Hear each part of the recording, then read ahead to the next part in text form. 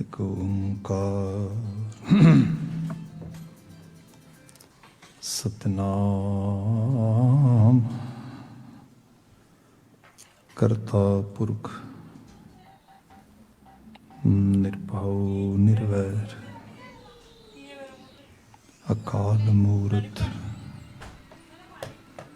अजूनी सैभम गुरु प्रसाद।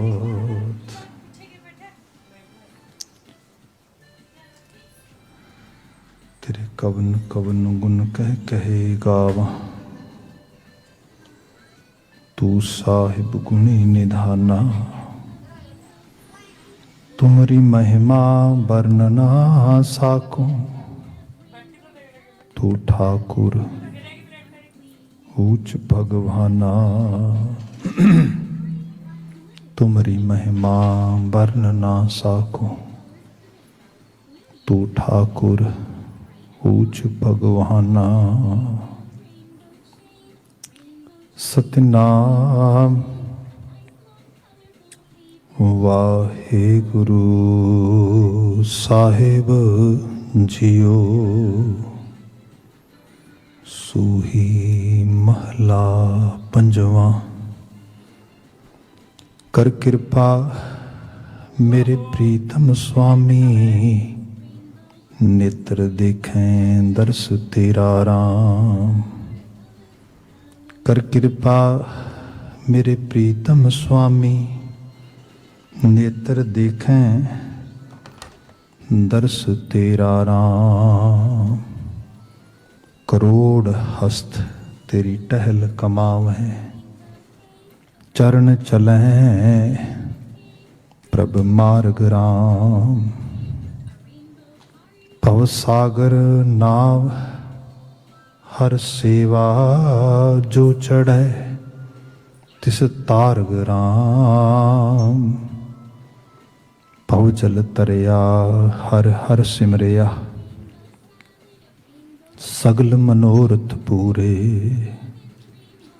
महाविकार गए सुख उपजय, बाजे अनहद तूरे। मन वांछत फल पाए सगले, कुदरत की मैं अपारग।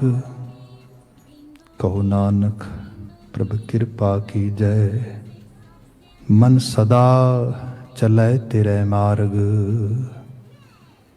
एहो वर एहा वडियाई, एह तन हुए वड भागारा। एहो रंग एहो रस भोगा, हर चरणी मन लागा राम। मन लागा चरणे प्रभ की शरणे, करण कारण गोपाला। सब किछ तेरा तू प्रभ मेरा, मेरे ठाकुर दीन दयाला। मोह निर्गुण प्रीतम सुख सागर, संत संग मन जागा। कहो नानक प्रभ कृपा कीनी, चरण कमल मन लागा। मोह निर्गुण प्रीतम सुख सागर, संत संग मन जागा। कहो नानक प्रभ कृपा कीनी, चरण कमल मन लागा। वाहिगुरु जी का खालसा, वाहिगुरु जी की फतेह। जुगो जुग अटल तन तन गुरु ग्रंथ साहिब जी। गुरु पातशाह जी दी अपरपार बख्शिश। शाम समय से सत्संगत दियां कड़ियां माण रहे हैं। गुरबाणी कीर्तन जो हुणे रागी वीर सानू सरवण करवा रहे सी। हुण अगलेरे बनते समय गुरु शब्द व्याख्या होनी है। इस व्याख्या वास्ते साडे कोल लड़ीवार गुरबाणी का शब्द जो सूही राग की रचना है, महला पंजवा ਗੁਰੂ ਅਰਜਨ ਸਾਹਿਬ ਦੁਆਰਾ ਉਚਰਿਤ ਕੀਤੀ ਗਈ ਮੁਕਾਮੀ ਸੰਦੇਸ਼, ਮੁਕਾਮੀ ਬਾਣੀ। ਇਸ ਪਾਵਨ ਸ਼ਬਦ ਵਿੱਚੋਂ ਸ਼ੁਰੂਆਤੀ 2 ਬੰਦ ਅਸੀਂ ਵਿਚਾਰੇ ਨੇ। 3 ਨੰਬਰ ਪਦੇ ਦੀ ਅੱਜ ਵਿਆਖਿਆ ਹੋਏਗੀ। ਆਪ ਜੀ ਨੇ ਪਾਠ ਰੂਪ ਸਰਵਨ ਕੀਤਾ ਹੈ। ਵਿਚਾਰ ਦਾ ਆਗਾਜ਼ ਕਰ ਰਹੇ ਹਾਂ। ਸਾਹਿਬ ਜ਼ਿਕਰ ਕਰਦੇ ਨੇ, ਕਰੋੜ ਹਸਤ ਤੇਰੀ ਟਹਿਲ ਕਮਾਵੇਂ, ਚਰਨ ਚਲੈ ਪ੍ਰਭ ਮਾਰਗ ਰਾਮ, ਭਵ ਸਾਗਰ ਨਾਮ ਹਰ ਸੇਵਾ, ਜੋ ਚੜ੍ਹੈ ਤਿਸ ਤਾਰਗ ਰਾਮ। ਬੜੀ ਪੰਜਾਬੀ ਦੇ ਰੰਗ ਵਿੱਚ ਲਿਖੀਆਂ ਗਈਆਂ ਲਾਈਨਾਂ ਨੇ, ਗੁਰਮੁਖੀ ਅੱਖਰ ਨੇ, ਪਰ ਭਾਵ ਥੋੜ੍ਹਾ ਜੋ ਸਾਊਂਡ ਕਰਦਾ ਉਹ ਪੰਜਾਬੀ ਲੈਂਗੁਏਜ ਦੇ ਤੌਰ 'ਤੇ ਕਰਦਾ ਹੈ। ਕਰੋੜ ਹਸਤ ਤੇਰੀ ਟਹਿਲ ਕਮਾਵੇਂ। ਕਰੋੜ ਗਿਣਤੀ ਦਾ ਕਰੋੜ, ਜਿਹਦੇ 'ਚ ਅਸੀਂ ਸਮਝਦੇ ਹਾਂ 100 ਲੱਖ ਹੁੰਦੇ ਨੇ, ਜਿਹਦੇ 'ਚ ਅਸੀਂ ਕਹਿੰਦੇ ਹਾਂ ਕਿ 10 ਮਿਲੀਅਨਸ ਹੁੰਦੇ ਨੇ। ਕਰੋੜ ਹਕੀਕੀ ਰੂਪ ਦੇ ਵਿੱਚ ਇਹਦਾ ਮਤਲਬ ਬਣਦਾ ਹੈ ਅਨਕਾਊਂਟੇਬਲ, ਗਿਣਤੀ ਨਾ ਹੋ ਸਕੇ ਜਿਹਦੀ। ਕਰੋੜ ਹਸਤ ਤੇਰੀ ਟਹਿਲ ਕਮਾਵੇਂ। ਇਹ ਕਰਤਾਰ, ਮੈਨੂੰ ਤੂੰ ਕਰੋੜਾਂ ਹੀ ਹੱਥ ਦੇ, ਜਿਨ੍ਹਾਂ ਹੱਥਾਂ ਦੇ ਨਾਲ ਮੈਂ ਤੇਰੀ ਟਹਿਲ ਕਮਾਵਾਂ, ਮੈਂ ਸੇਵਾ ਵਿੱਚ ਲੱਗ ਜਾਵਾਂ। ਚਰਨ ਚਲੈ ਪ੍ਰਭ ਮਾਰਗ ਰਾਮ। ਮੇਰੇ ਪੈਰ, ਅਣਗਿਣਤ ਪੈਰ ਮੈਨੂੰ ਦੇ, ਸ਼ਕਤੀ ਦੇ, ਤਾਂ ਕਿ ਮੈਂ ਤੇਰੇ ਰਾਹ ਦੇ ਉੱਤੇ ਤੁਰ ਸਕਾਂ। ਬੀਤੇ ਕੱਲ ਤੇ ਤੋਂ ਪਿਛਲੇ ਰੋਜ਼ ਵੀ ਜੋ ਅਸੀਂ ਬਾਤ ਕਰ ਰਹੇ ਸੀਗੇ, ਜਿਵੇਂ ਸਾਹਿਬ ਨੇ ਕਿਹਾ, ਕਰ ਕਿਰਪਾ ਮੇਰੇ ਪ੍ਰੀਤਮ ਸਵਾਮੀ, ਨੇਤਰ ਦੇਖ ਅੰਦਰ ਤੇਰਾ ਰਾਮ, ਲਾਗ ਜੀਵਾ ਦੇਹ ਮੇਰੇ ਪਿਆਰੇ। ਉਸ ਦਿਨ ਲੱਖ ਜੀਵਾ ਦੀ ਗੱਲ ਹੋ ਰਹੀ ਸੀ। ਬੀਤੇ ਕੱਲ, if you can recall what we have discussed, ਕੋਟ ਕਰਨ ਦੀ ਜਹ ਪ੍ਰਭ ਪ੍ਰੀਤਮ, ਮਤਲਬ ਕਰਨ ਕੰਨ, ਕਰੋੜਾਂ ਕੰਨ ਦੇ ਮੈਨੂੰ ਪ੍ਰੀਤਮ, ਤਾਂ ਕਿ ਮੈਂ ਤੇਰੀ ਸਤੁਤੀ ਸੁਣ ਸਕਾਂ। ਬਿਲਕੁਲ ਉਸੇ ਹੀ ਡਾਇਰੈਕਸ਼ਨ ਵਿੱਚ ਇਹ ਸੰਦੇਸ਼ ਹੈ। ਇਸ ਤੋਂ ਪਹਿਲਾਂ ਕਿ ਅਸੀਂ ਕਰੋੜ ਹਸਤ ਤੇਰੀ ਟਹਿਲ ਕਮਾਵੇਂ, ਇਹਦੀ ਲਿਟਰਲੀ ਤੌਰ 'ਤੇ ਬਾਤ ਕਰੀਏ, ਮਨੁੱਖ ਨੂੰ ਕੁਦਰਤ ਨੇ ਕਰਮ ਕਰਨ ਦੀ ਐਬਿਲਿਟੀ ਦਿੱਤੀ ਹੈ। ਵੈਸੇ ਤਾਂ ਮਦਰ ਨੇਚਰ ਦਾ ਜਿਹੜਾ ਛੋਟਾ ਜਿਹਾ ਵੀ ਟਾਈਨੀ ਤੋਂ ਟਾਈਨੀ ਸਪੈਕ ਵੀ ਹੈਗਾ, ਮਤਲਬ ਇੱਕ ਛੋਟੀ ਜਿਹੀ ਡਸਟ ਬੋਲ ਵੀ ਹੈ, ਉਸ ਨੂੰ ਇਸ ਈਕੋਸਿਸਟਮ ਵਿੱਚ ਇੱਕ ਰੋਲ ਦਿੱਤਾ ਹੈ। And each and every species is playing its own role. ਪੂਰੇ ਈਕੋਸਿਸਟਮ ਦੇ ਤੁਸੀਂ ਦੇਖੋ। ਸਾਨੂੰ ਕਈ ਵਾਰੀ ਲੱਗਦਾ ਹੈ ਕਿ ਇਹ ਕੁਝ ਚੀਜ਼ਾਂ ਤੋਂ ਸਾਨੂੰ ਬਹੁਤ ਰੇਸ਼ਲ ਹੁੰਦੀ ਹੈ, ਕੁਝ ਚੀਜ਼ਾਂ ਤੋਂ ਅਸੀਂ ਤੰਗ ਹੁੰਦੇ ਹਾਂ ਮਦਰ ਨੇਚਰ ਦੇ ਸਾਈਕਲ ਵਿੱਚ। ਜਿਵੇਂ ਸਪੋਜ਼ ਕਰੋ, ਅਕਸਰ ਬਾਤ ਕੀਤੀ ਹੈ ਕਿ ਸਮਰ ਆਏਗੀ, ਲੋਕ ਸਮਰ ਦੀ ਬੜੀ ਡੈਸਪਰੇਟਲੀ ਵੇਟ ਕਰਦੇ ਨੇ, ਬੜੀ ਈਗਰਲੀ ਚਾਹੁੰਦੇ ਨੇ ਵੀ ਸਮਰ ਰਾਈਟ ਵੇ ਆ ਜਾਏ। ਸਮਰ ਇਕੱਲੀ ਨਹੀਂ ਆਉਂਦੀ, ਸਮਰ ਦੇ ਨਾਲ ਕੀ ਆਉਂਦਾ ਹੈ? ਸਮਰ ਦੇ ਨਾਲ ਡੈਫੀਨੇਟਲੀ ਮੱਛਰ ਆਉਂਦਾ ਹੈ। ਮਸਕੀਟੋਸ ਆਰ ਕਮਿੰਗ, ਜਿਹੜੀਆਂ ਨੇ ਮੱਖੀਆਂ ਆ ਰਹੀਆਂ ਨੇ, ਉਹ ਆਉਣਗੀਆਂ। ਸੋ ਕਈ ਵਾਰੀ ਲੋਕ ਸ਼ਿਕਾਇਤ ਕਰਦੇ, ਉਹ ਸਮਰ ਤੇ ਠੀਕ ਆ, ਬਟ ਸਮਰ ਦੀ ਵੇਟ ਕਰਦੇ ਸੀ ਕਿ ਜੋ ਹੈ ਕੰਟਰੀ ਸਾਈਡ ਵਾਕ ਕਰਨ ਜਾਵਾਂਗੇ, ਕਾਟੇਜ ਜਾਵਾਂਗੇ, ਇਸ ਤਰੀਕੇ ਨਾਲ। ਉੱਥੇ ਗਏ ਤੇ ਮੱਛਰ ਹੀ ਮੱਛਰ ਆ, ਉਹ ਇਹ ਤਾਂ ਕੋਈ ਚੀਜ਼ ਠੀਕ ਨਹੀਂ ਹੈਗੀ। ਸੋ ਇਹਦੇ ਨਾਲ ਅਸੀਂ ਸ਼ਿਕਾਇਤ ਕਰਦੇ ਸੀ, ਕਹਿੰਦੇ ਵੀ ਕਿਹਾ ਜਾਂਦਾ ਹੈ ਵੀ ਇਹ ਰੱਬ ਨੇ ਦੁਨੀਆ ਬਣਾਈ ਹੈ, ਬੜੇ ਕਮਾਲ ਦੀ ਦੁਨੀਆ ਆ, ਕੁਦਰਤ ਬੜੀ ਕਮਾਲ ਦੀ ਹੈ। ਬਾਣੀ 'ਚ ਸ਼ਬਦ ਪੜ੍ਹੀਏ ਤੇ ਬਾਣੀ ਕਹਿੰਦੀ, ਕੁਦਰਤ ਕਰਕੇ ਵਸਿਆ ਸੋਈ। ਵੀ ਆਪਣੀ ਕੁਦਰਤ ਬਣਾ ਕੇ ਆਪ ਵਿੱਚ ਵਸਿਆ ਹੈਗਾ। ਕੁਦਰਤ ਉਹਦਾ ਕਰਤੇ, ਕੁਦਰਤੀ ਮੁਸ਼ਤਾਕ, ਉਹਦੀ ਮੁਸ਼ਤਾਕੀਅਤ ਉਹਦੀ ਕੁਦਰਤ ਵਿੱਚ ਹੈ। But what kind of mother nature actually creator has created. ਉਹ ਸਾਰੇ ਇਹੋ ਜਿਹੀਆਂ ਚੀਜ਼ਾਂ ਕਿਉਂ? ਮੱਛਰ ਦੀ ਕੀ ਲੋੜ ਸੀ? ਮਤਲਬ ਨਾਮ ਹੀ ਬਣਾਉਂਦੇ, ਮੱਖੀ ਦੀ ਕੀ ਲੋੜ ਸੀ? ਚਲੋ, ਜਿਸ ਮਵਾਲਿਕ 'ਚੋਂ ਅਸੀਂ ਆਏ ਹਾਂ, ਉਸ ਮਵਾਲਿਕ ਦੇ ਵਿੱਚ ਮੀਨ ਗਿਵਨ ਜੋਗ੍ਰਾਫਿਕਲ ਏਰੀਆ ਜਿਹੜਾ ਆ, ਉੱਥੇ ਸੱਪ ਬਹੁਤ ਹੁੰਦੇ ਨੇ। ਆਪ ਨੂੰ ਪਤਾ ਇਸ ਗੱਲ ਦਾ। ਜੇ ਅੱਜ ਤੇ ਆਬਾਦੀ ਵੱਧ ਗਈ, ਕੁਛ ਸਾਡਾ ਇਤਨੀ ਜ਼ਿਆਦਾ ਅਸੀਂ ਪੈਸਟੀਸਾਈਡਸ ਤੇ ਫਰਟੀਲਾਈਜ਼ਰਸ ਤੇ ਹੋਰ ਕੈਮੀਕਲਸ ਯੂਜ਼ ਕੀਤੇ, ਵੱਡੇ ਲੈਵਲ 'ਤੇ ਧਰਤੀ 'ਚ ਜ਼ਹਿਰ ਪਾ ਕੇ ਅਸੀਂ ਬਹੁਤ ਸਾਰਾ ਕੀਟ ਮਕੌੜ ਮਾਰ ਦਿੱਤਾ। ਮਤਲਬ ਨੈਚੁਰਲ ਜਿਹੜੀ ਕੰਪੋਜ਼ਿੰਗ ਐਬਿਲਿਟੀ ਸੀ ਮਦਰ ਨੇਚਰ ਦਾ ਦਿੱਤੀ ਗਈ, ਉਸ ਡਸਟ ਨੂੰ, ਉਸ ਅਰਥ ਨੂੰ, ਉਹ ਤੇ ਖਤਮ ਕਰਦੇ ਅਸੀਂ। ਉਹਦੇ ਸਦਕਾ ਗੰਡੋਏ ਕੀੜੇ ਕਿਤਨਾ ਕੁਝ, ਜਿੱਥੇ ਥੋੜ੍ਹਾ ਜਿਹਾ ਪ੍ਰੋਟੀਨ ਕਿਸੇ ਪੋਕਟ ਦੇ ਵਿੱਚ ਜਮ੍ਹਾਂ ਹੁੰਦਾ ਸੀਗਾ ਉੱਥੇ ਹੀ ਕੁਝ ਨਾ ਕੁਝ ਕੀੜੇ ਬਣ ਜਾਂਦੇ ਸੀ, ਕੁਝ ਨਾ ਕੁਝ ਮਕੌੜੇ ਬਣ ਜਾਂਦੇ ਸੀਗੇ। ਉਸ ਖਿੱਤੇ ਦੇ ਵਿੱਚ ਆਪਨੇ ਕੰਨ ਖਜੂਰਿਆਂ ਦਾ ਨਾਂ ਸੁਣਿਆ ਹੋਣਾ, ਆਪਨੇ ਬਿੱਛੂਆਂ ਦਾ, ਠੂੰਿਆਂ ਦਾ ਨਾਂ ਸੁਣਿਆ ਹੋਣਾ, ਮਤਲਬ ਜ਼ਹਿਰੀਲੇ ਜ਼ਹਿਰ ਡੰਗ ਮਾਰਦੇ। ਬੰਦਾ ਕਹੇ ਵੀ ਠੀਕ ਆ ਵੈਦਰ ਤੇ ਵਧੀਆ ਵਾਰਮ ਆ, ਗਰਮ ਹੁੰਦਾ ਆ, ਪਰ ਆਹ ਕੀੜੇ ਮਕੌੜੇ ਠੂੰਏ ਬਣਾਉਣ ਦੀ ਕੀ ਲੋੜ ਸੀ, ਬਿੱਛੂ ਬਣਾਉਣ ਦੀ ਕੀ ਲੋੜ ਸੀ, ਸੱਪ ਬਣਾਉਣ ਦੀ ਕੀ ਲੋੜ ਸੀ। ਜੇ ਡੀਪ ਲੈਵਲ ਤੇ ਦੇਖਾਂਗੇ ਇਸ 'ਤੇ ਸਾਡੇ ਕੋਲ ਸਾਰੀ ਸਾਇੰਸਿਸ ਮੌਜੂਦ ਨੇ। ਇਕੋਲੋਜੀ ਦੀ ਲੋਕੀ ਸਾਇੰਸ ਜਿਹੜੀ ਪੜ੍ਹਦੇ ਉਹ ਸਾਰਾ ਸਿਸਟਮ ਪੜ੍ਹਦੇ ਤੇ ਪਤਾ ਲੱਗਦਾ ਸੀ ਈਕੋ ਸਿਸਟਮ ਦੇ ਵਿੱਚ ਹਰ ਇੱਕ ਚੀਜ਼ ਦਾ ਆਪਣਾ ਰੋਲ ਆ। ਤੁਸੀਂ ਕਿਸੇ ਇੱਕ ਚੀਜ਼ ਨੂੰ ਉਹਦੇ ਵਿੱਚੋਂ ਐਲੀਮੀਨੇਟ ਕਰਦੇ ਹੋ, ਉਸ ਨੂੰ ਤੁਸੀਂ ਲਾਮੇ ਕਰਦੇ ਹੋ, ਸਾਰਾ ਸਾਈਕਲ ਟੁੱਟ ਜਾਂਦਾ ਹੈ। ਜਿਵੇਂ ਸਪੋਜ਼ ਕਰੋ ਮੱਛਰ ਹੈ, ਜੇ ਮੱਛਰ ਦੀ ਹੋਂਦ ਘਟ ਜਾਏਗੀ ਉਹਦੇ ਨਾਲ ਕੀ ਹੋਏਗਾ, ਮੱਛਰ ਸਭ ਤੋਂ ਥੋੜ੍ਹੇ ਜਿਹੀ ਰਿਸੋਰਸ ਤੇ ਐਨਰਜੀ ਨਾਲ ਪੈਦਾ ਹੋਣ ਵਾਲਾ ਇੱਕ ਲਾਈਫ ਸਾਈਕਲ ਆ। ਉਸ ਨੂੰ ਖਾ ਕੇ ਉਸ ਤੋਂ ਸੈਕਿੰਡ ਜਿਹੜਾ ਥੋੜ੍ਹਾ ਜਿਹਾ ਜਿਹਨੂੰ ਜ਼ਿਆਦਾ ਐਨਰਜੀ ਚਾਹੀਦੀ ਉਹ ਲਾਈਫ ਸਾਈਕਲ ਜਿਹਾ ਹੁੰਦਾ ਆ। ਉਸ ਤੋਂ ਬਾਅਦ ਥਰਡ ਲੈਵਲ ਦਾ, ਫਿਰ ਫੋਰਥ ਲੇਅਰਸ ਨੇ, ਲੇਅਰਸ ਬਾਏ ਲੇਅਰਸ ਚੀਜ਼ਾਂ ਚੱਲਦੀਆਂ ਇਸ ਰੂਪ ਦੇ ਵਿੱਚ। ਸੋ ਇਹ ਜਿਹੜਾ ਇਹ ਤਰੀਕੇਕਾਰਤਾ ਆ, ਜਿਵੇਂ ਆਪਾਂ ਇਸ ਮਬਾਲਿਕ 'ਚ ਇਸ ਜੋਗ੍ਰਾਫਿਕਲ ਏਰੀਏ 'ਚ ਰਹਿ ਰਹੇ ਹੈਗੇ ਆ, ਇੱਥੇ ਸਭ ਤੋਂ ਵੱਡੀ ਦਹਿਸ਼ਤ ਜਿਹੜੀ ਹੈ, ਖਾਸ ਕਰਕੇ ਜਿੱਥੇ ਆਬਾਦੀ ਨੌਨ ਆਬਾਦੀ ਦੇ ਇਲਾਕੇ ਦੇ ਵਿੱਚ ਵੀ ਜਿੱਥੇ ਜਿਹੜੀ ਹੈ ਬਹੁਤ ਜ਼ਿਆਦਾ ਪਾਪੂਲੇਸ਼ਨ ਨਹੀਂ ਹੈਗੀ, ਉੱਥੇ ਮੁਸ਼ਕਿਲ ਕਾਹਦੀ ਹੈ, ਚੂਹਿਆਂ ਦੀ। ਮਤਲਬ ਸਾਨੂੰ ਲੱਗਦਾ ਹੀ ਹੈ ਕਿ ਟੋਰਾਂਟੋ ਸ਼ਹਿਰ ਬੜੇ ਕਮਾਲ ਦਾ ਸ਼ਹਿਰ ਹੈ। ਤੁਸੀਂ ਕਦੀ ਜਿਹੜੀਆਂ ਪੈਸਟ ਕੰਟਰੋਲ ਬੋਡੀਜ਼ ਨੇ ਜਾਂ ਜਿਹੜੀਆਂ ਉਸ ਤਰੀਕੇ ਨਾਲ ਐਗਜ਼ਾਮਿਨ ਕਰਦੀਆਂ ਨੇ ਵੱਖਰੇ ਵੱਖਰੇ ਫੂਡ ਸ਼ਾਪਸ ਨੂੰ, ਜਿਹੜੀਆਂ ਰੈਸਟੋਰੈਂਟਸ ਨੂੰ, ਹੋਰ ਜਗ੍ਹਾ ਨੂੰ, ਉਹਨਾਂ ਦੀ ਜੋਬ ਦੇਖੋ ਕਿੱਡੀ ਹਾਰਡ ਹੈ, ਕਿੰਨਾ ਮਤਲਬ ਇਤਨਾ ਜ਼ਿਆਦਾ ਆ ਕਿ ਪੁੱਛੋ ਕੁਛ ਨਾ। ਸੋ ਇਹ ਸਾਰੀ ਜਿਹੜੀ ਹੈ, ਜੇ ਸਹੀ ਤਰੀਕੇ ਨਾਲ ਕਿਹਾ ਜਾਏ ਨਾ, ਤੇ ਸਾਡੇ ਸ਼ਹਿਰ ਜਿਹੜੇ ਰੈਟਸ ਤੇ ਮਾਈਸ ਨੇ ਉਹਨਾਂ ਦੀ ਟੈਰੀਟਰੀ ਦੇ ਉੱਤੇ ਵਸਦੇ ਨੇ। ਇਸ ਕਿਸਮ ਦੇ ਨਾਲ ਉਹਨਾਂ ਦੀ ਹੋਂਦ ਉਹ ਸਭ ਚੀਜ਼ਾਂ ਨੇ।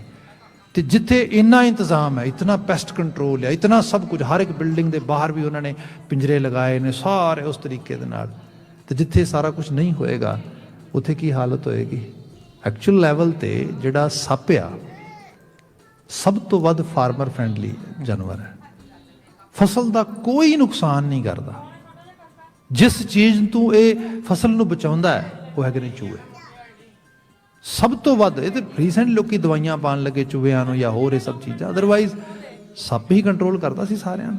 ਸੋ ਇੱਕ ਈਕੋ ਸਿਸਟਮ ਹੈ ਸਾਰੇ ਦਾ ਸਾਰਾ, ਉਸ ਸਿਸਟਮ ਦੇ ਵਿੱਚ ਸਾਰਿਆਂ ਨੇ ਆਪਣਾ ਰੋਲ ਪਲੇ ਕਰਨਾ ਹੈ, ਤੇ ਉਹ ਰੋਲ ਅਸੀਂ ਸਭ ਜਿਹੜਾ ਜੀਵ ਜੰਤ, ਪਸ਼ੂ ਪੰਛੀ, ਮਨੁੱਖ, ਸਭ ਚੀਜ਼ਾਂ ਨੂੰ ਉਸ ਰੂਪ ਵਿੱਚ ਦੇਖਦੇ ਹਾਂ। ਈਵਨ ਤੁਸੀਂ ਹੋਰ ਦੇਖੋ, ਮੈਂ ਬਾਈ ਚਾਂਸ ਸਮਰ ਦੀ ਗੱਲ ਕੀਤੀ, ਸਮਰ ਦੇ ਵਿੱਚ ਵੈਦਰ ਕਈ ਵਾਰੀ ਬੜਾ ਵੈਦਰ ਟਰਬੂਲੈਂਸ ਬੜੀ ਹੁੰਦੀ ਹੈ, ਉਸ ਕਿਸਮ ਦੀਆਂ ਚੀਜ਼ਾਂ ਬੜੀਆਂ ਆਉਂਦੀਆਂ ਨੇ।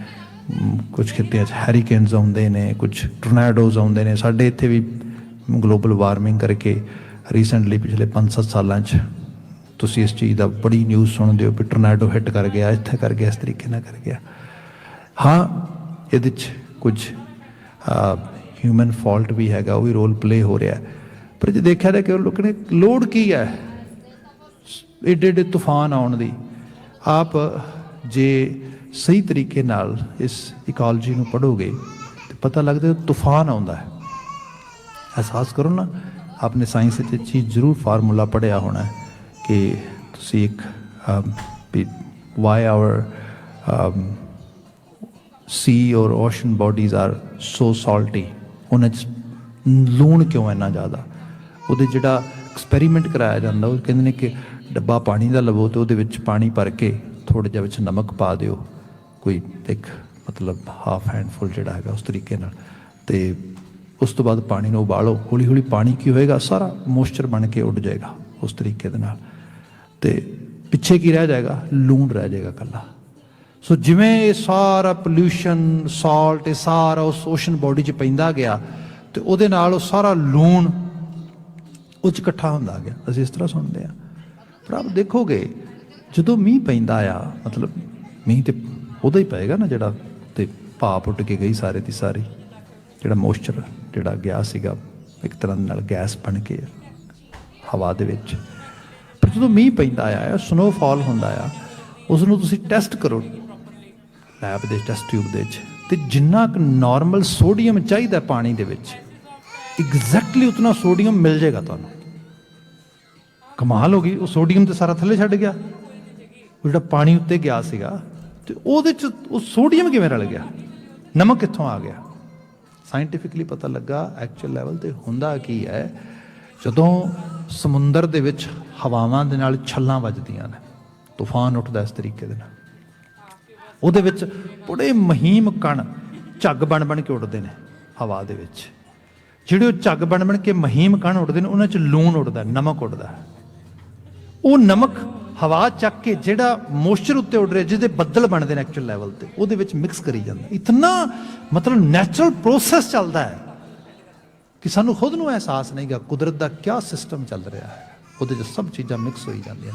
ਹਵਾ ਵੀ ਆਪਣਾ ਰੋਲ ਪਲੇ ਕਰ ਰਹੀ ਹੈ। ਜਦੋਂ ਗੁਰੂ ਗ੍ਰੰਥ ਸਾਹਿਬ ਜੀ ਪੜ੍ਹਦੇ ਨਾ, ਗਾਵੈ ਪੌਣ ਪਾਣੀ ਬੈਸੰਤਰ ਗਾਵੈ ਰਾਜਾ ਧਰਮ ਦੁਆਰੇ, ਕਿਵੇਂ ਗਾ ਰਹੀ ਹਵਾ ਰੱਬ ਨੂੰ। ਹਵਾ ਦੇ ਹੁਕਮ, ਰੱਬ ਦੇ ਹੁਕਮ ਨੂੰ ਮੰਨਦੇ ਆ, ਉਹਦੇ ਹੁਕਮ ਹਦੂਰੀਅਤ ਨਹੀਂ ਕਰਦੀ। ਤੇ ਹੁਕਮ ਦਾ ਕੀ ਲੈਵਲ ਆ, ਕਿਸ ਬਰੀਕੀ ਦੇ ਨਾਲ ਸਮਝ ਸਕਦਾ ਬੰਦਾ ਸਾਇੰਸ ਨੂੰ ਪੜ੍ਹਦਿਆਂ।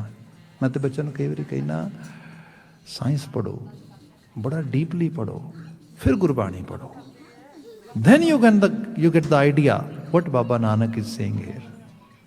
ਇਹਦਾ ਮੈਸੇਜ ਇਸ ਲੈਵਲ ਤੇ ਕਿੰਨਾ ਰਿਲੇਵੈਂਟ ਆ, ਕਿਤਨੀ ਸਿਗਨੀਫਿਕੇਸ਼ਨ ਹੈ ਇਹਦੇ ਵਿੱਚ। ਖੈਰ, ਜੋ ਬੇਨਤੀ ਕਰਨ ਲੱਗਾ ਸੀਗਾ, ਹਰ ਚੀਜ਼ ਆਪਣਾ ਰੋਲ ਪਲੇ ਕਰ ਰਹੀ ਹੈ। ਮਨੁੱਖ ਇਹਨੇ ਵੀ ਰੋਲ ਪਲੇ ਕਰਨਾ ਇਸ ਇਕੋਸਿਸਟਮ ਦੇ ਵਿੱਚ, ਪੂਰੇ ਦੇ ਵਿੱਚ। ਅਸੀਂ ਸਾਰਿਆਂ ਨੇ ਧਰਤੀ ਤੇ ਕੰਟਰੀਬਿਊਟਰ ਬਣਨਾ ਹੈ। ਧਰਤੀ ਦੇ ਉੱਤੇ ਧਰਤੀ ਨੂੰ ਭੋਗਣ ਵਾਲੇ ਅਬਿਊਜ਼ਰ ਨਹੀਂ ਬਣਨਾ, ਇੱਥੇ ਡਿਸਟਰੈਕਸ਼ਨ ਕ੍ਰੀਏਟਰ ਨਹੀਂ ਬਣਨਾ। ਅਸੀਂ ਇਸ ਕੁਦਰਤ ਦੇ ਵਿੱਚ ਕੁਦਰਤ ਦੇ ਖਿਲਾਫ ਚੱਲਣ ਵਾਲੇ ਕ੍ਰੀਚਰ ਨਹੀਂ ਬਣਨਾ, ਕੁਦਰਤ 'ਚ ਕੰਟਰੀਬਿਊਟ ਕਰਨ ਵਾਲਿਆਂ ਬਣਨਾ। ਆਹੀ ਧਰਮ ਹੈ। ਇਹ ਧਰਮ ਜਦੋਂ ਬੰਦਾ ਤੋੜਦਾ ਆ, ਉਦੋਂ ਫਿਰ ਕੁਦਰਤ ਇੰਤਕਾਮ ਲੈਂਦੀ ਹੈ। ਇਹ ਨਿਯਮ ਹੈ ਨਾ ਉਹਦਾ। ਤੁਸੀਂ ਰੂਲ ਤੋੜੋਗੇ, ਕੌਨਸੀਕੁਐਂਸਿਸ ਮਿਲਣਗੇ। ਸਾਡੇ ਦੇ ਆਪਣੀਆਂ ਮੈਨ ਮੇਡ ਸੁਸਾਇਟੀਜ਼, ਮੈਨ ਮੇਡ ਜਿਹੜੇ ਮੁਲਕ, ਸ਼ਹਿਰ, ਕੰਟਰੀਜ਼ ਅਸੀਂ ਬਿਲਡ ਕੀਤੀਆਂ, ਉਹਨਾਂ 'ਚ ਕਿੰਨੇ ਕੌਨਸੀਕੁਐਂਸਿਸ ਨੇ। ਮਾੜੇ ਜੇ ਤੁਸੀਂ ਸੱਜੇ ਖੱਬੇ ਹੋਏ ਨਹੀਂ ਤੇ ਤੁਹਾਨੂੰ ਉਹਦੇ ਕੌਨਸੀਕੁਐਂਸਿਸ ਫੇਸ ਕਰਨੇ ਪੈਣਗੇ, ਤੁਹਾਡੀ ਅਕਾਊਂਟੇਬਿਲਿਟੀ ਤੈਅ ਹੋਏਗੀ। ਜਿਹੜਾ ਇਹ ਸਾਰਾ ਮਦਰ ਨੇਚਰ ਨੇ ਐਡਾ ਵੱਡਾ ਨਿਜ਼ਾਮ ਸਥਾਪਿਤ ਕੀਤਾ ਆ, ਉਹਦੇ ਵਿੱਚ ਤੁਸੀਂ ਸਹੀ ਰੂਪ ਵਿੱਚ ਆਪਣਾ ਰੋਲ ਪਲੇ ਨਹੀਂ ਕਰੋਗੇ ਤੇ ਭਾਈ ਮਦਰ ਨੇਚਰ ਬਖਸ਼ੇਗੀ ਥੋੜਾ। ਉਹ ਤੇ ਆਪਣਾ ਇੰਤਕਾਮ ਲਏਗੀ, ਉਹ ਤੇ ਆਪਣਾ ਕੌਨਸੀਕੁਐਂਸਿਸ ਫੇਸ ਕਰਾਏਗੀ ਤੁਹਾਨੂੰ। ਇਸ ਕਰਕੇ ਸਿੱਖੀ ਦੇ ਵਿੱਚ ਬੜੇ ਕਮਾਲ ਦੀਆਂ ਚੀਜ਼ਾਂ ਗੁਰੂ ਬਾਬਾ ਜੀ ਨੇ ਸਮਝਾਈਆਂ, ਬੜੇ ਸੋਹਣੇ ਢੰਗ ਦੇ ਨਾਲ। ਬਾਬਾ ਜੀ ਨੇ ਕਿਹਾ, ਪਹਿਲੀ ਗੱਲ ਤੇ ਇਹ ਹੈ, ਬੀਇੰਗ ਏ ਹਿਊਮਨ, ਮਨੁੱਖ ਹੋਣ ਦੇ ਨਾਤੇ, it's our very first duty that we have to contribute by doing something creative, by doing something as a hard-working, you can say, human being or hard-working worker in the society, ਜਿਹਨੂੰ ਅਸੀਂ ਕਹਿੰਦੇ ਹਾਂ ਕਿਰਤ ਕਰਨੀ। ਇਹ ਪਹਿਲਾ ਕੰਮ ਹੈ ਸਾਡਾ। ਮੁਸ਼ੱਕਤ ਕਰਨੀ, ਉਹ ਕਿਸੇ ਤਰ੍ਹਾਂ ਦੀ ਹੋ ਸਕਦੀ ਹੈ, ਕਿਸੇ ਦੀ ਸਕਿੱਲ ਬੇਸ ਹੋ ਸਕਦੀ ਹੈ, ਕਿਸੇ ਦੀ ਲੇਬਰ ਬੇਸਡ ਹੋ ਸਕਦੀ ਹੈ, ਕਿਸੇ ਦੀ ਪ੍ਰੋਫੈਸ਼ਨ ਬੇਸਡ ਹੋ ਸਕਦੀ ਹੈ, ਪਰ ਕਰਨੀ ਹੈ, ਇਮਾਨਦਾਰੀ ਨਾਲ ਕਰਨੀ, ਪੂਰੀ ਓਨੈਸਟਲੀ ਹਾਰਡ ਵਰਕ ਕਰਨਾ। ਇਹ ਪਹਿਲਾ ਕੰਮ ਹੈ। ਸੋ ਇਹ ਹੈ ਧਰਤੀ ਦੇ ਉੱਤੇ ਇੱਕ ਇਸ ਕਿਸਮ ਦਾ ਕੰਟਰੀਬਿਊਟ ਕਰਨਾ, ਮਤਲਬ ਜਿਹਦੇ 'ਚ ਕਿਰਤ ਹੋਏ, ਜਿਹਦੇ 'ਚ ਕੰਮਕਾਰ ਹੋਏ। ਫਿਰ ਇਹ ਬਦਲਦੇ ਸਮਾਜਾਂ ਦੀਆਂ ਲੋੜਾਂ ਨਾਲ ਕਿਰਤ ਬਦਲਦੀ ਹੈ, ਬਦਲਦੇ ਸਮਾਜਾਂ ਦੀਆਂ ਲੋੜਾਂ ਦੇ ਨਾਲ ਕਿਰਤ ਦੇ ਮੁਹਾਜ ਬਦਲਦੇ ਨੇ। ਕੁਛ ਕਿਰਤ ਕੱਲ ਤੱਕ ਸਮਾਜ ਵਿੱਚ ਐਕਸੈਪਟੇਬਲ ਨਹੀਂ ਸੀਗੀ, ਉਹਨੂੰ ਜਸਟੀਫਾਈ ਕੀਤਾ ਗਿਆ ਸਮਾਜ ਦੁਆਰਾ। ਕੁਝ ਕਿਰਤ ਐਸੀ ਸੀ ਜਿਹੜੀ ਸਮਾਜ ਵਿੱਚ ਕੱਲ ਤੱਕ ਸੀ, ਅੱਜ ਐਲੀਮੀਨੇਟ ਹੋ ਗਈ। ਬਹੁਤ ਸਾਰੀਆਂ ਐਸੀਆਂ ਚੀਜ਼ਾਂ ਵਕਤ ਨਾਲ ਤਬਦੀਲ ਹੋਈ ਜਾਂਦੀਆਂ ਉਸ ਰੂਪ ਦੇ ਵਿੱਚ। ਆਪ ਜੇ ਮੁਗਲ ਹੁਕਮਰਾਨਾਂ ਦੀਆਂ ਬਾਤ ਕਰੋ ਤੇ ਉਹਦੇ ਵਿੱਚ ਆਪ ਨੂੰ ਸ਼ਾਇਦ ਇਸ ਗੱਲ ਦਾ ਅਹਿਸਾਸ ਹੋਏ, ਤੁਸੀਂ ਹਿਸਟਰੀ ਪੜ੍ਹੋਗੇ ਤੇ ਸ਼ਰੀਅਤ ਦੇ ਕਾਨੂੰਨਾਂ ਨੂੰ ਲਾਗੂ ਕਰਨ ਵਾਸਤੇ ਜਿਹੜੀਆਂ ਬੜੀਆਂ ਵੈਲ ਪੇਡ ਜੌਬਸ ਹੁੰਦੀਆਂ ਸੀ, ਉਹਨਾਂ ਦੇ ਵਿੱਚ ਜਲਾਦਾਂ ਦੀਆਂ ਜੌਬਾਂ ਵੀ ਆਉਂਦੀਆਂ ਸੀ। ਤੇ ਇਤਨੇ ਜ਼ਿਆਦਾ ਜਲਾਦ ਚਾਹੀਦੇ ਹੁੰਦੇ ਸੀ ਕਿਉਂਕਿ ਹਰ ਰੋਜ਼ ਤੇ ਕਚਹਿਰੀ ਲੱਗਣੀ ਹੈ। ਕਈਆਂ ਦੇ ਹੱਥ ਵੱਢਣੇ ਨੇ, ਕਈਆਂ ਦੇ ਬਾਹਾਂ ਵੱਢਣੀਆਂ ਨੇ, ਕਿਸੇ ਦੀਆਂ ਲੱਤਾਂ ਵੱਢਣੀਆਂ ਨੇ, ਪਤਾ ਨਹੀਂ ਕਿਤਨਿਆਂ ਨੂੰ ਮਾਰਨਾ ਤੇ ਕਈ ਤਰੀਕਿਆਂ ਨਾਲ ਮਾਰਨਾ, ਕੋਈ ਇੱਕ ਢੰਗ ਨਹੀਂਗਾ। ਹੋਰ ਛੱਡੋ, ਕੋੜੇ ਮਾਰਨ ਵਾਲਿਆਂ ਦੀ ਜੌਬ ਹੁੰਦੀ ਸੀਗੀ। ਸਮਾਜ ਬਦਲਿਆ, ਸਮਾਜ ਬਦਲਣ ਦੇ ਨਾਲ ਨੇਚਰ ਆਫ ਜੌਬ ਚੇਂਜ ਹੋਈ। ਤੁਸੀਂ ਦੇਖੋ ਇਹ ਸਭ ਚੀਜ਼ਾਂ ਨੇ। ਉਦੋਂ ਲੋਕ ਕਹਿੰਦੇ ਹੋਣਗੇ ਆਹ ਜੌਬ ਵੀ ਕੋਈ ਜੌਬ ਹੈ ਓਏ, ਪਰ ਜਿਹੜੇ ਲੋਕ ਕਰਦੇ ਹੋਣਗੇ ਉਹਨਾਂ ਦੀ ਸਰਕਾਰੀ ਦਰਬਾਰੇ ਪਹੁੰਚ ਹੋਏਗੀ। ਉਹਨਾਂ ਨੂੰ ਕਿਹਾ ਜਾਂਦਾ ਹੈਗਾ ਭਾਈ ਜਲਾ ਦਿਆ, ਭਾਈ ਇਹਦਾ ਤੇ ਕੰਮ ਕੋੜੇ ਮਾਰਨ ਦਾ, ਉੱਥੇ ਇਹ ਤੇ ਲੱਠ ਮਾਰਿਆ ਉੱਥੇ। ਇਸ ਕਿਸਮ ਦੇ ਨਾਲ ਵਕਤ ਦੇ ਰੂਪ ਦੇ ਵਿੱਚ ਜੌਬ ਦੀ ਜਿਹੜਾ ਹੈ ਟਾਈਟਲਸ ਬਦਲੇ, ਨੇਚਰ ਬਦਲਿਆ, ਫਿਰ ਹੋਰ ਬਹੁਤ ਸਾਰੀਆਂ ਚੀਜ਼ਾਂ। ਜਾਂ ਇੱਕ ਉਸ ਸਮਾਜ ਦਾ ਅਸੀਂ ਹਿੱਸਾ ਰਹੇ ਹਾਂ ਜਿਸ ਸਮਾਜ ਦੇ ਵਿੱਚ ਬੰਦੇ ਨੇ ਸੋਚਣਾ ਕਿਉਂਕਿ ਕੁਛ ਪਰਉਪਕਾਰੀ ਕੰਮ ਕਰਦੇ ਹਾਂ, ਕੀ ਕਰਾਂਗੇ ਆਪਾਂ, ਕਿਤੇ ਚੌਂਕ ਮੀਨਾਰ ਚੁਰਾਹੇ ਕਿਤੇ ਤੇ ਕੋਈ ਨਾ ਖੂਹ ਖਦਵਾ ਦਿੰਦੇ ਹਾਂ, ਨਲਕਾ ਲਵਾ ਦਿੰਦੇ ਹਾਂ, ਲੋਕੀ ਪਾਣੀ ਪੀਣਗੇ ਆਉਂਦੇ ਜਾਂਦੇ। ਸੋ ਇੱਕ ਪਰਉਪਕਾਰਤਾ ਦਾ ਕੰਮ ਸੀਗਾ ਇਹ, ਇੱਕ ਇਸ ਨੂੰ ਲੋਕ ਸੇਵਾ ਦਾ ਰੂਪ ਸਮਝਦੇ ਸੀਗੇ। ਵਕਤ ਤਬਦੀਲ ਹੋਇਆ। ਅੱਜ ਦੁਨੀਆ ਦੇ ਵਿੱਚ ਜਿਹੜੇ ਸਭ ਤੋਂ ਵੱਡੀ ਇੰਡਸਟਰੀ ਦੇ ਰੂਪ ਵਿੱਚ ਮੰਨੇ ਜਾਂਦੇ ਬਿਜ਼ਨਸਿਸ ਨੇ, ਉਹਨਾਂ ਦੇ ਵਿੱਚ ਵਾਟਰ ਪਲਾਂਟਸ ਆਉਂਦੇ ਨੇ, ਜਿਹੜੇ ਪਾਣੀ ਦੀਆਂ ਬੋਤਲਾਂ ਪੈਕ ਕਰਦੇ, ਪਾਣੀ ਪੈਕ ਕਰਦੇ, ਪਾਣੀ ਸੈੱਲ ਕਰਦੇ। ਇੱਕ ਵੱਡਾ ਬਿਜ਼ਨਸ ਇਸ ਤਰੀਕੇ ਨਾਲ ਜਨਰੇਟ ਹੋ ਗਿਆ ਉਸ ਰੂਪ ਦੇ ਅੰਦਰ। ਜੋ ਆਪ ਦੇਖ ਰਹੇ ਹੋ ਇੰਡੀਆ ਦੇ ਵਿੱਚ ਫਾਰਮਰ ਐਜੀਟੇਸ਼ਨ ਵਗੈਰਾ, ਜਿਸ ਨੂੰ ਹੋਰ ਡੀਪਲੀ ਪੜ੍ਹਿਆ ਜਾਏ ਨਾ, ਤੇ ਲੋਕੀ ਜਿਹੜੇ ਪੜ੍ਹ ਰਹੇ ਨੇ ਬੌਧਿਕ ਲੈਵਲ ਤੇ, ਜਿਹੜੇ ਲੋਕ ਵਿਜ਼ਨਰੀ ਨੇ, ਉਹ ਦੱਸ ਰਹੇ ਨੇ ਐਕਚੁਅਲੀ ਲੜਾਈ ਇਕੱਲੇ ਜ਼ਮੀਨ ਦੀ ਨਹੀਂ ਹੈ, ਜ਼ਮੀਨ ਦੀ ਤੇ ਹੈ ਹੀ ਹੈ, ਪਰ ਐਕਚੁਅਲ ਪਾਣੀ ਦੀ ਹੈ। ਡੀਪ ਲੈਵਲ ਤੇ ਜਿਹੜੀਆਂ ਮਲਟੀਨੈਸ਼ਨਲਸ ਬੈਠੀਆਂ ਨੇ, ਉਹਨਾਂ ਦੀ ਨਜ਼ਰ ਸਿੱਧੇ ਤੌਰ ਤੇ ਇਤਨੀ ਵੱਡੀ ਪਾਪੂਲੇਸ਼ਨ ਦੇ ਵਿੱਚ ਉਸ ਪਾਣੀ ਦੇ ਸੋਰਸਸ ਨੂੰ ਆਪਣੇ ਕਬਜ਼ੇ ਵਿੱਚ ਕਰਨ ਦਾ, ਜਿਹਦੇ ਇਵਜ ਦੇ ਨਾਲ ਉੱਥੇ ਭਾਵੇਂ ਲਾਈਫ ਸਸਟੇਨ ਹੋ ਸਕਦੀ ਜਾਂ ਫੂਡ ਚੇਨ ਸਸਟੇਨ ਹੋ ਸਕਦੀ ਹੈ, ਉਸ ਨੂੰ ਆਪਣੇ ਤਰੀਕੇ ਨਾਲ ਵਰਤਿਆ ਜਾਏ, ਕੰਟਰੋਲ ਕੀਤਾ ਜਾਏ, ਉਹਦੀ ਸਿੱਧੇ ਤੌਰ ਤੇ ਉਹ ਚੀਜ਼ ਹੋ ਰਹੀ ਹੈ। ਖੈਰ, ਸੋ ਇਹ ਇੱਕ ਅੱਜ ਅਸੀਂ ਇਹੋ ਜਿਹੇ ਕਾਰੋਬਾਰ ਬਿਜ਼ਨਸ ਦੇਖਦੇ ਹੈਗੇ ਆ, ਜਾਂ ਹੋਰ ਬਹੁਤ ਸਾਰੀਆਂ ਐਸੀਆਂ ਚੀਜ਼ਾਂ ਨੇ। ਮਤਲਬ ਕਿਸੇ ਸਮੇਂ ਜੂਆ ਅਨਐਥੀਕਲ ਮੰਨਿਆ ਗਿਆ ਲੰਬੇ ਸਮੇਂ ਤੱਕ। ਮਤਲਬ ਅੱਜ ਤੁਹਾਨੂੰ ਇਹੋ ਜਿਹੇ ਮੁਬਾਲਿਕ ਮੁਲਕ ਮਿਲ ਜਾਣਗੇ, ਸ਼ਹਿਰ ਮਿਲ ਜਾਣਗੇ। ਲਾਸ ਵੈਗਸ ਦਾ ਨਾਂ ਤੁਸੀਂ ਗੂਗਲ ਕਰੋ ਜਾਂ ਤੁਹਾਨੂੰ ਪਤਾ ਹੋਣਾ ਹੈ, ਪੂਰੇ ਦਾ ਪੂਰਾ ਸ਼ਹਿਰ ਹੀ ਕਸੀਨੋ ਤੇ ਵਸਿਆ ਆ। ਸੋ ਇੱਕ ਮਤਲਬ ਡਿਫਰੈਂਟ ਵੇ ਨਾਲ ਡਿਫਾਈਨ ਕੀਤਾ ਜਾਂਦਾ ਚੀਜ਼ਾਂ ਨੂੰ। ਸੋ ਇਹਨਾਂ ਨੂੰ ਮੰਨਿਆ ਜਾਂਦਾ ਸੀ we are contributing in this world. ਆ ਪਿੱਛੇ ਪੈਂਡੈਮਿਕ ਹੋਈ ਹੈ, ਤੇ ਮੈਂ ਚੀਜ਼ਾਂ ਉਦੋਂ ਬਹੁਤ ਕਲੋਜ਼ਲੀ ਪੜ੍ਹ ਰਿਹਾ ਸੀਗਾ, ਤੇ ਉਹਦੇ ਵਿੱਚ ਸਪੇਨ ਦੇ ਵਿੱਚ ਜਦੋਂ ਯੂਰਪ ਵਿੱਚ ਬੜੀ ਬੁਰੀ ਤਰ੍ਹਾਂ ਹਿੱਟ ਕੀਤਾ ਕੋਵਿਡ-19 ਨੇ, ਤੇ ਸਪੇਨ ਵੀ ਉਹਦਾ ਬੜਾ ਵੱਡਾ ਵਿਕਟਿਮ ਬਣਿਆ ਉਸ ਵਕਤ। ਬੜੀਆਂ ਜ਼ਿੰਦਗੀਆਂ ਜ਼ਾਇਆ ਹੋਈਆਂ, ਸਭ ਚੀਜ਼ਾਂ। ਤੇ ਉੱਥੋਂ ਦੇ ਇੱਕ ਮੈਡੀਕਲ ਸਕੂਲ ਦੀ ਰਿਸਰਚ ਸਕਾਲਰ ਨੇ ਬਾਤ ਲਿਖੀ। ਉਹ ਕਹਿੰਦੇ ਕਿ ਹੁਣ ਤੁਸੀਂ ਜਿਹੜਾ ਹੈ ਉਹਨਾਂ ਦਾ ਮੈਸੀ ਸੌਕਰ ਪਲੇਅਰ, ਉਹਨੂੰ ਕਿਉਂ ਨਹੀਂ ਬੁਲਾਉਂਦੇ? ਉਹ ਤੁਹਾਨੂੰ ਐਂਟਰਟੇਨ ਕਰੇਗਾ ਕੋਵਿਡ-19 ਦੇ ਵਿੱਚ। ਤੁਹਾਨੂੰ ਮੈਡੀਕਲ ਪ੍ਰੋਫੈਸ਼ਨਲਸ ਦੀ ਕੀ ਲੋੜ ਹੈ? ਇੱਥੇ ਇੱਕ ਸੌਕਰ ਤੇ ਉਹਦੇ ਰਿਲੇਟਡ ਇੰਡਸਟਰੀ ਨੂੰ ਪ੍ਰਮੋਟ ਕਰਨ ਵਾਸਤੇ ਗੌਰਮੈਂਟ ਇੰਨਾ ਫੰਡ ਲਗਾ ਰਹੀ ਹੈ। ਦੂਸਰੇ ਪਾਸੇ ਜਿਨ੍ਹਾਂ ਨੇ ਲਾਈਫ ਸੇਵਿੰਗ ਕਰਨੀ ਹੈ, ਉਹਨਾਂ ਦੇ ਉੱਤੇ ਅੱਜ ਤੱਕ ਕਿੰਨਾ ਰਿਸਰਚ ਤੇ ਲਗਾਇਆ ਤੁਸੀਂ ਆਮ ਸਰਮਾਇਆ ਸਾਰੇ ਦਾ ਸਾਰਾ। ਪਤਾ ਲੱਗਾ ਸੁਸਾਇਟੀ ਦੀ ਨੀਡਸ ਨੂੰ ਐਡਰੈਸ ਨਹੀਂ ਕੀਤਾ ਜਾ ਰਿਹਾ। ਤੁਸੀਂ ਤੇ ਬਾਤ ਹੋਈ ਹੁਣ ਪਿਛਲੇ ਸਾਲ ਕੁਝ ਲੋਕਾਂ ਨੂੰ ਪਤਾ ਲੱਗਾ, ਨਹੀਂ ਤੇ ਧਰਤੀ ਦੇ ਉੱਤੇ ਬਿਜ਼ਨਸ ਹੀ ਅਮਿਊਜ਼ਮੈਂਟ ਪਾਰਕ ਰਹਿ ਗਿਆ ਸੀਗਾ। ਨਿਆਗਰ ਜਿਵੇਂ ਸਾਡੇ ਇੱਥੇ ਵੰਡਰਲੈਂਡ ਵਰਗੀ ਸਿਟੀ ਬਣਾ ਦਿਓ, ਡਿਜ਼ਨੀਲੈਂਡ, ਔਰਲੈਂਡੋ ਵਰਗੀ ਸਿਟੀ ਬਣਾ ਦਿਓ, ਬਸ money is gonna roll without any you can say botheration. ਇਸ ਕਿਸਮ ਦੀਆਂ ਚੀਜ਼ਾਂ ਆ ਰਹੀਆਂ ਸੀਗੀਆਂ। ਸੋ ਉਹ ਹੁਣ ਕੋਵਿਡ-19 ਕਰਕੇ ਕੁਝ ਰੋਕ ਲੱਗੀ, ਪਤਾ ਲੱਗਾ ਉਹ ਨਹੀਂ ਬੰਦੇ ਕੀ ਕਿਹੜੇ ਕਿਹੋ ਜਿਹੇ ਬਿਜ਼ਨਸ, ਕਿਹੋ ਜਿਹੇ ਕਾਰੋਬਾਰਾਂ ਦੀਆਂ ਗੱਲਾਂ ਹੋ ਰਹੀਆਂ ਨੇ। ਸੋ ਇਹ ਚੀਜ਼ਾਂ ਨੇ। ਬੰਦਾ ਇਸ ਤਰੀਕੇ ਦੇ ਨਾਲ ਇਸ ਦੇ ਵਿੱਚ ਫਿਰ ਬੰਦਾ ਸੋਚਦਾ ਕਿ ਜਸਟ ਕੰਮ ਹੀ ਕਰਨਾ, ਇਹ 'ਚ ਕਿਹੜੀ ਗੱਲ ਹੈ ਭਾਈ? ਕੰਟਰੀਬਿਊਟ ਕੀ ਕਰ ਰਿਹਾ ਤੂੰ? End of the day society ਨੂੰ ਕੀ ਮਿਲ ਰਿਹਾ ਹੈ? ਇਸ ਸਾਰੇ ਪੂਰੇ ਲਾਫ ਕਾਜ਼ਮੋ ਦੇ ਵਿੱਚ ਤੇਰਾ ਰੋਲ ਕਿਹੜਾ ਪਲੇ ਹੋ ਰਿਹਾ ਹੈ? ਗੁਰਮਤ ਬਹੁਤ ਡੀਪ ਲੈਵਲ ਤੇ ਸਾਨੂੰ ਝੰਜੋੜਦੀ ਹੈ ਜੇ ਵੇਖਿਆ ਜਾਏ ਤੇ। ਮਹਾਰਾਜ ਨੇ ਬਿਆਨ ਕੀਤਾ, ਤਿੰਨੋਂ ਕਰ ਲਾਏ ਨੇ, ਹੱਥ ਲਾਏ ਨੇ। ਰੀਸੈਂਟਲੀ ਸਾਡੇ ਕਿਸੇ ਪੰਜਾਬੀ ਦੇ ਗਵਈਏ ਨੇ ਬੜੇ ਸੁੰਦਰ ਤਰੀਕੇ ਨਾਲ ਲਫ਼ਜ਼ਾਂ ਨੂੰ ਪਰੋਇਆ ਕਿ ਕਿਤਨਾ ਕੁਝ ਬੰਦੇ ਨੇ ਬਣਾ ਲਿਆ, ਪਰ ਕੁਦਰਤ ਤੋਂ ਪਾਰ ਕੁਝ ਨਹੀਂ ਬਣਿਆ। ਕਿੰਨੇ ਵਧੀਆ ਤੋਂ ਵਧੀਆ ਬੰਦੇ ਨੇ ਟੂਲਸ ਬਣਾ ਲਏ ਨੇ, ਪਰ ਹੱਥ ਤੋਂ ਵਧੀਆ ਕੋਈ ਔਜ਼ਾਰ ਨਹੀਂ ਬਣਿਆ। ਮਤਲਬ ਐਸਾ ਕਿਆ।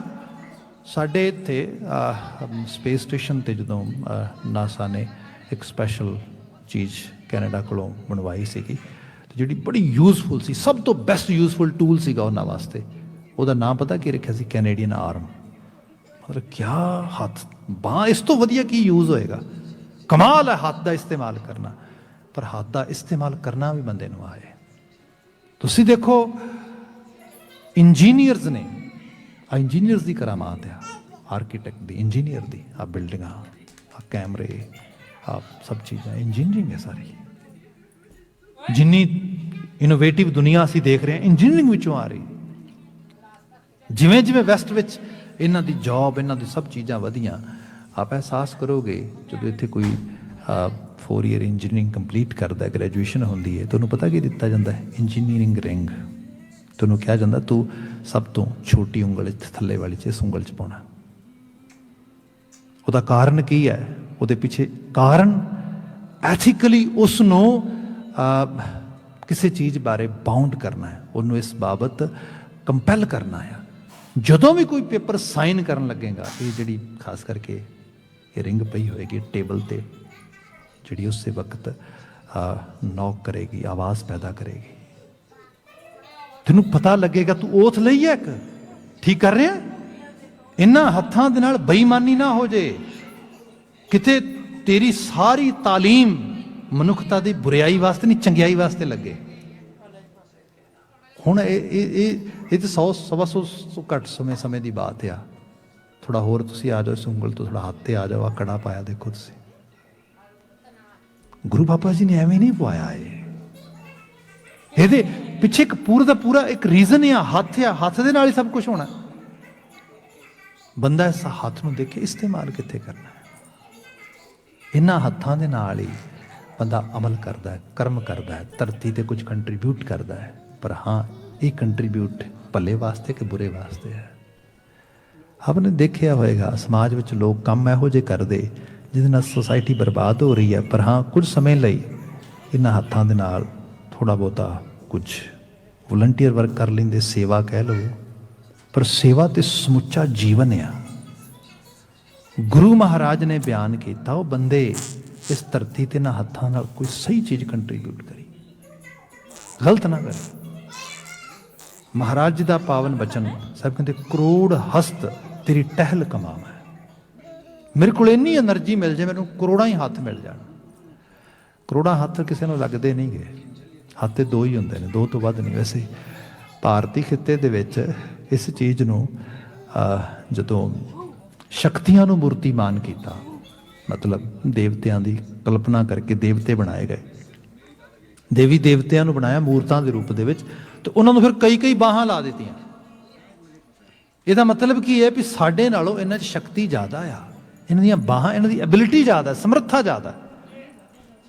ਸੱਚਾਈ ਇਹ ਹੈ, ਬਾਹਾਂ 2 ਹੀ ਹੁੰਦੀਆਂ ਨੇ। ਇਸ ਤੋਂ ਬਾਅਦ ਪੂਰਾ ਸਾਡੇ ਕੋਲ ਜਿੰਨੀ ਸਟੱਡੀ ਮਿਲਦੀ ਐਂਥਰੋਪੋਲੋਜੀ ਦੇ ਵਿੱਚ, ਅਜੇ ਤੱਕ ਇਹੋ ਜਿਹਾ ਕੁਝ ਨਹੀਂ ਪਤਾ ਲੱਗਦਾ ਕਿ 2 ਤੋਂ ਵੱਧ ਬਾਹਾਂ ਕਦੀ ਬੰਦੇ ਨੂੰ ਲੱਗੀਆਂ ਹੋਣ, ਇਸ ਕਿਸਮ ਦੀ ਬਾਤ ਹੋਏ। ਬਾਹਾਂ ਦੀ ਸ਼ਕਤੀ ਹੀ ਹੈ। ਲੋਕਾਂ ਦੇ ਕੋਲ 2-2 ਬਾਹਾਂ ਲੱਗੀਆਂ, 2-2 ਹੱਥ ਲੱਗੇ, ਤੇ ਇਹਦੇ 'ਚ ਇਤਨੀ ਸ਼ਕਤੀ ਮਤਾਹਤ ਆ, ਜੋ ਚਾਹੇ ਕੀਤਾ ਜਾ ਸਕਦਾ ਹੈ। ਪਰ ਬੰਦਾ ਤੇ ਜਿੰਨੀ ਇਹਦੇ 'ਚ ਪੋਸੀਬਿਲਿਟੀ ਮੌਜੂਦ ਆ, ਜਿੰਨੀ ਅਪੋਰਚੁਨਿਟੀਜ਼ ਮੌਜੂਦ ਨੇ, ਉਹਦਾ ਮਾੜਾ ਜਿਹਾ ਵੀ ਕਿਣਕਾ ਵੀ ਯੂਜ਼ ਨਹੀਂ ਕਰਦਾ। ਮਹਾਰਾਜ ਤੇ ਬਿਆਨ ਕਰਦੇ, ਅਰਦਾਸਾਂ ਕਰਿਆ ਕਰ, ਸ਼ਕਤੀ ਵੱਧ ਜਾਏ, ਤਾਂ ਕਿ ਤੂੰ ਇਸ ਮਾਨਵਤਾ ਦੇ ਕੁਝ ਭਲੇ ਲਈ ਹੋਰ ਕਰ ਸਕੇ, ਹੋਰ ਸੇਵਾ ਕਰ ਸਕੇ, ਹੋਰ ਕੰਟਰੀਬਿਊਟ ਕਰ ਸਕੇ। ਗੁਰੂ ਅਰਜਨ ਸਾਹਿਬ ਬਿਆਨ ਕਰਦੇ, ਕਰੋੜ ਹਸਤ ਤੇਰੀ ਟਹਿਲ ਕਮਾਵਾਂ। ਕਰੋੜਾਂ ਹੱਥ ਤੇਰੀ ਟਹਿਲ ਚਲਾ ਦਿਆਂ, ਪੂਰੀ એનર્ਜੀ ਲਾ ਦਿਆਂ, ਪੂਰੀ ਸ਼ਕਤੀ ਲਾ ਦਿਆਂ, ਇੱਕ ਪਲ ਲਗਾ ਦਿਆਂ। ਇਹ ਨਹੀਂ ਕਿ 10-15-20 ਮਿੰਟ ਕਿਤੇ ਵਲੰਟੀਅਰ ਵਰਕ ਕੀਤਾ, ਸੇਵਾ ਹੋ ਗਈ। ਨਾ, ਸੇਵਾ ਕਰਦੇ ਆ, ਜੀਵਨ ਲੱਗ ਜਾਏ ਮੇਰਾ, ਪੂਰੀ એનર્ਜੀ ਲੱਗ ਜਾਏ, ਪੂਰੀ ਮਾਨਵਤਾ ਦਾ ਇਸ ਰੂਪ ਵਿੱਚ ਮੈਂ ਭਲਾ ਕਰਦਿਆਂ ਹੋਇਆ ਆਪਣਾ ਆਪ ਲਗਾ ਦਿਆਂ। ਸੋ ਕਿਆ ਕਰੋੜ ਹਸਤ ਤੇਰੀ ਟਹਿਲ ਕਮਾਵੇਂ। ਚਰਨ ਚੱਲੈ ਪ੍ਰਭ ਮਾਰਗ ਰਾਮ। ਚਰਨ ਚੱਲੈ, ਪੈਰਾਂ ਨਾਲ ਤੁਰ ਕੇ ਬੰਦੇ ਨੇ ਜਾਣਾ। ਅੱਜ ਦੇ ਪੈਰ ਬਦਲ ਗਏ ਨੇ। ਅੱਜ ਦੇ ਪੈਰ ਸਾਡੀਆਂ ਕਾਰਾਂ ਨੇ, ਗੱਡੀਆਂ ਨੇ, ਜਹਾਜ਼ ਨੇ, ਇਹ ਪੈਰ ਨੇ ਸਾਡੇ ਐਕਚੁਅਲ ਲੈਵਲ 'ਤੇ, ਕਿਉਂਕਿ ਪੈਰਾਂ ਦੇ ਨਾਲ ਬੰਦਾ ਜੋ ਸਫ਼ਰ ਮੁਕਾਉਂਦਾ ਆਪਣਾ, ਉਹ ਆਪਣੇ ਪੰਧ ਅਦਾ ਕਰਦਾ ਇਸ ਰੂਪ ਦੇ ਵਿੱਚ। ਨੂੰ ਬਾਬਾ ਫਰੀਦ ਜੀ ਨੇ ਕਿਹਾ ਸੀ, ਫਰੀਦਾ ਕਿੰਨੀ ਨਿੱਕੀ ਜੰਗੀ ਥਲ ਡੂੰਗਰ ਭਵਿਅਮ। ਮਤਲਬ ਲੱਤਾਂ ਦੇ ਜੋੜ ਤੋਂ ਲੈ ਕੇ ਤੇ ਲੱਤਾਂ ਦੀ ਮਪਾਇਸ਼ ਕੀਤੀ ਜਾਏ, ਕੋਈ ਬਹੁਤ ਜ਼ਿਆਦਾ ਤੇ ਨਹੀਂ